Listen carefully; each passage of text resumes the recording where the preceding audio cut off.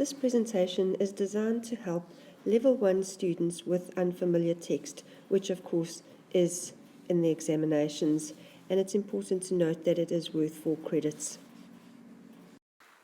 So in the exam you can expect 3 written texts, and the first one will be fiction, the second non-fiction, and the third poem.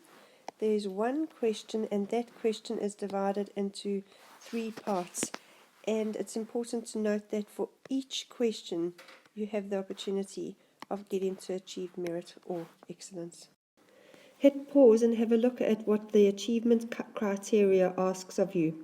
But it's important to note that for a perceptive answer, you will look at the purpose behind a piece of writing. You will also look at its relationship to the wider society, or as we talk about in our essays, the link to wider society. So at the outset, I'd suggest that you make sure that you understand all the language features, such as simile, metaphor, and personification, and obviously learn how to recognize the features. And then look carefully at the questions that are asked so that you are clear on what you are being asked. And then don't forget to quote within your answer in full sentences. And those examples is what will support or back up the suggestions you have made. A technique used by all authors is emotive language, so that might be the starting point. Have a look at how they've created the mood, or are there any words that are particularly New Zealand words? Those would give you emotiveness in a passage. Again, when you're analysing the passage, ask yourself, are they trying to persuade me to do something as the audience? Have they used personification or simile? And then don't forget that you've got to explain why they've used those techniques. Again, hit the pause button, go through this list and make sure that you can tick off each and every one and understand how to identify them. Now here's a quick test for you. Have a look at these 2 stanzas and see if you can find 3 different techniques and say why the techniques have been used. Hopefully you've done the little test, and so have a look and look for the repetition of the C, so that would be your alliteration. Have a look at things like hands and stands, but we're actually talking about an eagle, so there's your personification. And have a look at the way he dives down like a thunderbolt, so there is your simile. Here's a few more language techniques. Again, it's simply a list. Go through it and make sure that you could easily identify each one and explain why authors choose to use these techniques. With unfamiliar text, it's sometimes quite interesting to have a look at the questions before you actually read the passage. So if you look down the right-hand side, you'll see that there's quite a few questions that are asking you to identify and explain images. Then they're also asking how you know it's a New Zealand poem and you need to quote. So we hop across to the left-hand side, and the title doesn't give you any clues about it being a New Zealand poem, but certainly the poet's name does give you a clue, as well as the words that I'm highlighting now. And then you think of the emotive words that we spoke about earlier. Well, then look at that. There's a couple that I could identify. There is a simile. There's another emotive word. And that's a quick glance. So take some time and work through this slide.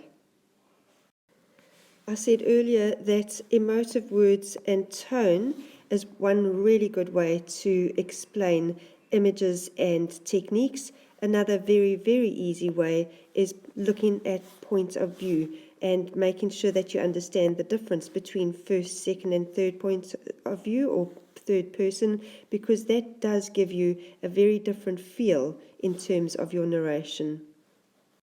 To help you to identify mood and tone, here's an extensive list. So it might be that it's bittersweet, it might be naive, or it might even be a sleazy mood. You can pause and familiarise yourself with this prose extract before attempting the questions that follow. There's an extended metaphor in the passage that you've just read, so see if you can find the similarities between Joe and the seagull. Then have a look at the metaphor that the street lamps were flowering, and explain why you think the author used the word flowering. And then what are the emotive connotations behind the word sauntered, and then describe the mood of the passage. Now, to find the mood of a passage, it's always very good to find 3 or 4 or 5 words that can all tie in, words from the passage that can tie in with the mood, and that will help you to come to a conclusion. Again, I encourage you to pause and work through these questions, but if you reflect back to the beginning of the presentation, I said to you that there'll be one question and then there'll be 3 different parts to it. So there's the question, and each of these parts relay back to that first question. So you're identifying one language feature that the writer uses to describe how the town was decaying. So it's quite specific what they are asking you. Then they want an example of this language feature. Then they want you to say how the language feature shows what the town was like.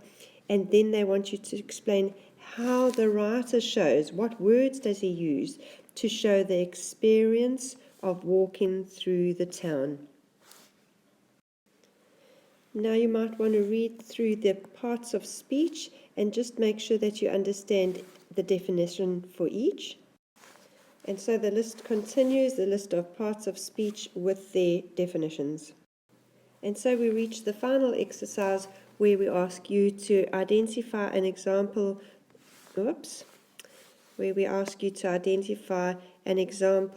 of each of the parts of speech in this passage.